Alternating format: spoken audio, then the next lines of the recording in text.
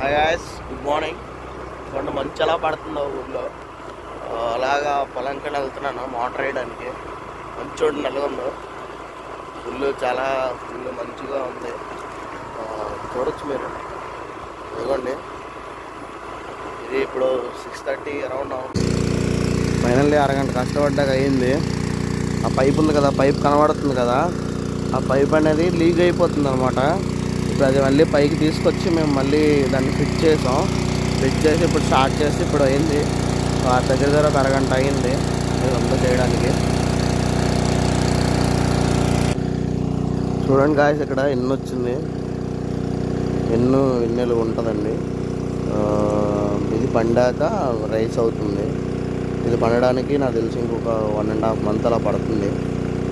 దగ్గర దీపావళి తర్వాత ఇంకా కటింగ్ స్టార్ట్ చేస్తారు. చూడండి ఎన్ని వచ్చింది.